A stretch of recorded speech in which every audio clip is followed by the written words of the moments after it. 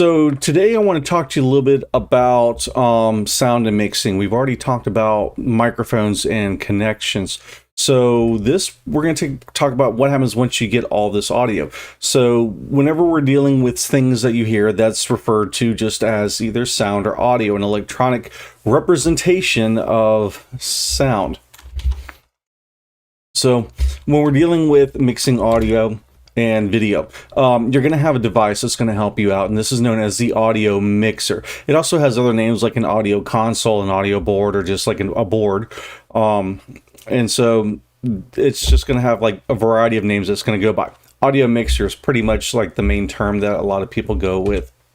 Now, when we're dealing with audio sources, there's different terminologies that we're going to use when we can hear something. So if something is turned on and you can hear it, that means it's been selected. If you turn it off so that you can't hear it, then the audio has been deselected. And then when you combine multiple levels of audio or layers of audio, multiple sources, you're going to be mixing them together. So you may have, if two anchors are talking, you're going to have both their audios up and you're going to mix their audio. If you're going to have some background music that's going to kind of play, then you're able to mix that in with the anchor's voices as well. And with a constant mix, it's not just going to be something coming and going. It's going to be a semi-permanent state of where that audio is going to stay. As opposed to back in, we were talking about the switcher, and you did a mix, it was a quick transition. With audio, a mix is going to last a good bit longer.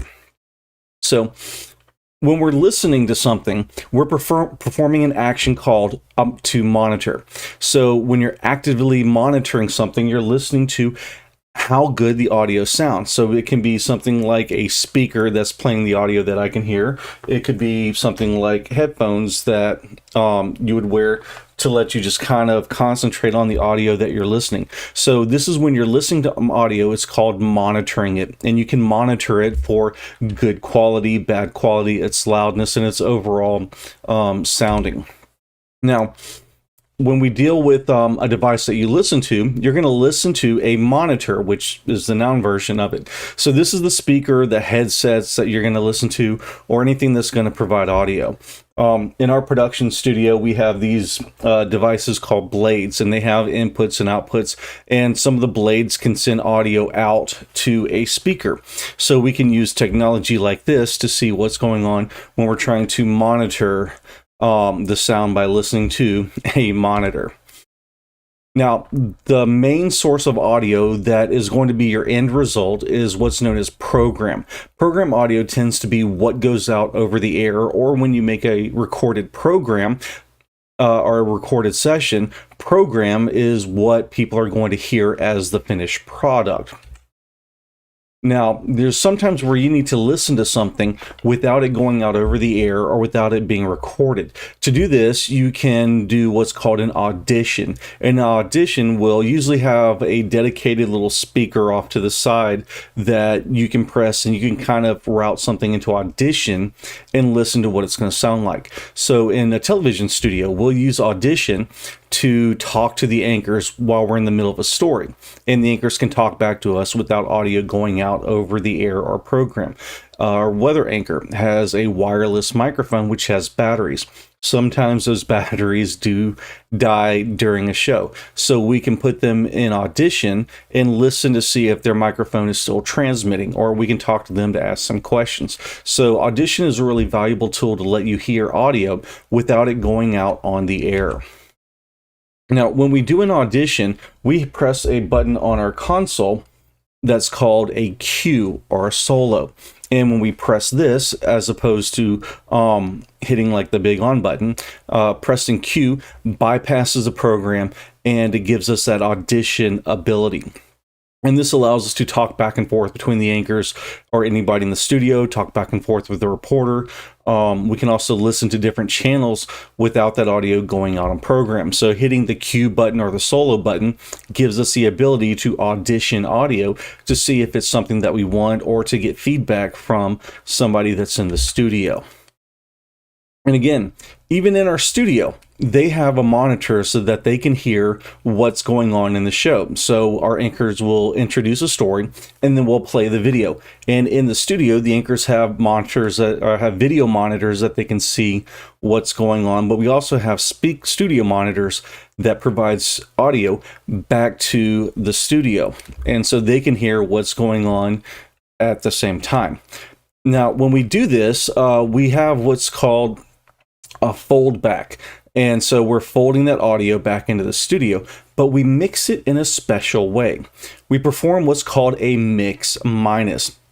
So with a mix minus, we're sending back all of the program audio minus the anchor's microphones. So we don't want the anchor's microphones going back into the studio because that'll create a bad audio issue called a feedback. But by using a fold back, we can send audio back into the studio so that they can hear what's going on. If we do like a live interview through Skype or satellite, we can send that audio from the guest into the studio by folding it back into the studio so that the anchors can hear the guests, they can interact with them, and they can ask them questions. So one of the reasons why I talked about a mix minus is that if a microphone is put next to a speaker and they're plugged in together, you're going to start picking each other up, and then you're going to get audio that's going to wind up becoming very echoey and looping, and it's just going to sound really, really bad. And so this is what's called feedback. And this is sort of that echo or high-pitched squeal. So what I'm going to do for a moment is I'm going to turn on my speakers, and you're going to hear what a feedback of my microphone going into my speakers is going to sound like. So we'll turn this on, and then as I talk, you should be able to hear kind of what's going on. And so really quickly, the microphone picked up the speaker that picked up the microphone, and that made for a really bad feedback sound, which is something that you do not want, which is why we do in the studios the mix minus the anchor microphones. Now, something else that we do have in the studio to help the reporters and the anchors is what's known as an IFB, or an interruptible foldback. So our anchors will have these little earpieces that will kind of go into their, like they'll come up the back of their jacket and go into their ear. And with this, we can actually send a microphone directly to the anchors or the reporters. And so in the case of this bottom picture, you have a producer that's talking to an anchor during a show, and she's feeding him questions to ask his interview. Likewise, this is I think a weather reporter or an anchor who has a wireless microphone and a wireless IFB. So she can stand away from the news desk and relay stories or information. We also have, whenever a reporter goes out to the field and does a story away from the station, they do it live. They also have an earpiece that they can hear audio coming back from the station through that IFB, or that interruptible foldback. I'm blocking his ear, but you can kind of see as it comes up, there's just a little tube that he has coming up out of the back of his jacket, and it goes into his ear. So by having that IFB, it works kind of like a studio monitor. We could send back program audio, but in our case, we just send back the director's microphone, and the director is able to talk directly to the anchor. So he can tell an anchor, we have 10 minutes left in the story. We've got 30 seconds left in the story. Stand by. We're about to begin. They could talk to the anchor saying, hey, I'm not sure how this story ends. Do you remember the last thing they said when they edited it?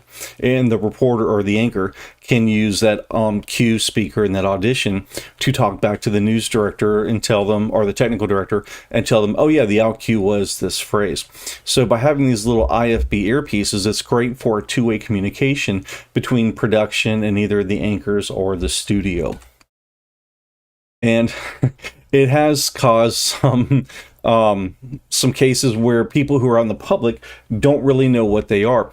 And so there was a story from Christine, who has a little Velcro strap that goes around her leg where she has her IFB and her microphone, that from a certain perspective, it does look like a type of imprisonment called an ankle bracelet that has a GPS tracker for some people.